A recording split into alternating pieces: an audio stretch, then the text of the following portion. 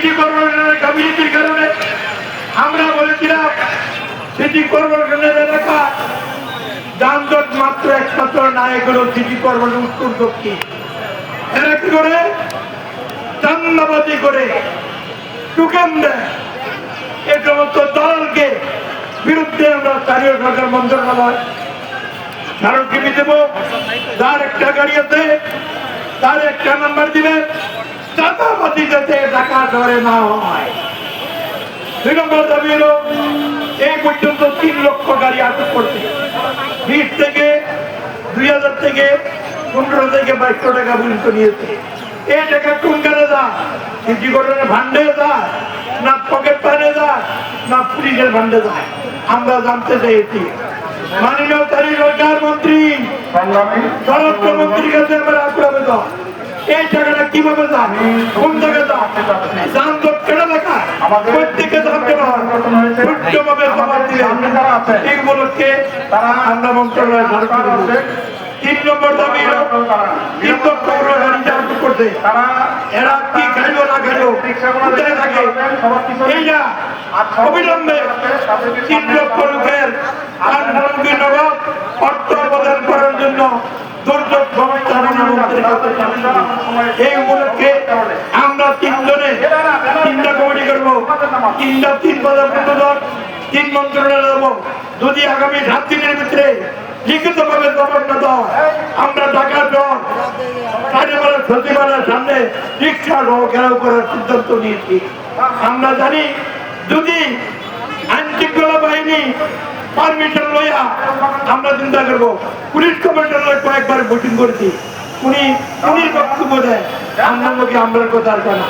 আমি বলছি police commissioner আপনি যে আমার লোকে আপনি ডাকছেন না কথা বলে আমরা কি উপকার হইল?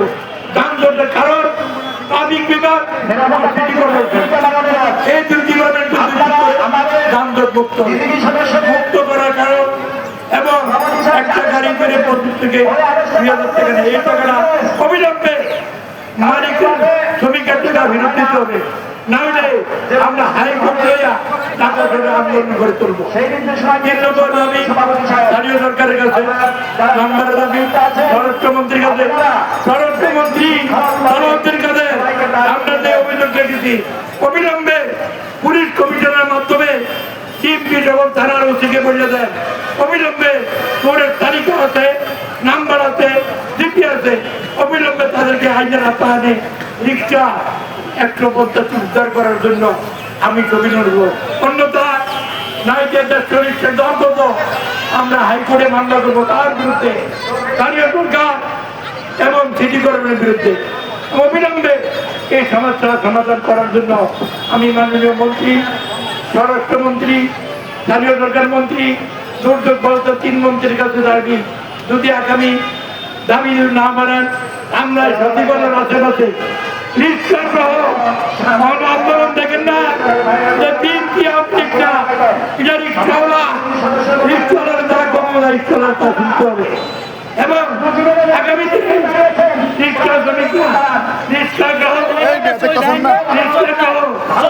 অবিলম্বে আগামী 7 দিনের মধ্যে এলাকা কমিটি আমাদের অভিযোগ ধন্যবাদ সবাই যোগাযোগ করবেন। এই আহ্বানটাকে 3 মন্ত্রণালয়ে যাবো, এবং সাংবাদিক মিডিয়া ভাইরা আপনারা স্বাধীনতা নাই, আপনাদের পক্ষে কথা বলতে হয়, সত্য কথা মনে রাখবেন, রাখবেন সরকার সিটি কর্পোরেশন এবং সবার বিরুদ্ধে কালেকশন করবেন এই আশা ব্যক্ত করে, এবং আমরা SBR লোকের কাছে সাংবাদিক ভাইদের কাছে অনুরোধ রাখবো আমাদের কাছে সুশৃঙ্খল ভাবে যাইতে পারি এই সুবিধা করে দিবেন এই আশা ব্যক্ত করে এখন সকলের সুশৃঙ্খল কামনা করে আমার বক্তব্য আমাদের বাংলাদেশ জিন্দাবাদ, দুনিয়ার মধ্যে লড়াই করে বাঁচতে চাই। আমাদের দাবি মানতে হবে, মেনে নাও। রাস্তা আছে যেখানে রিক্সা চলবে এখানে দুর্নীতি বন্ধ করতে হবে। আমরা যেই ঘটনা দিচ্ছি সচিবালয়ের আশেপাশে আগামী 7 দিনের ভিতরে রিক্সা দল সচিবালয় ঘেরাও করা হবে। একটু করে সকলের সুস্বাস্থ্য কামনা করে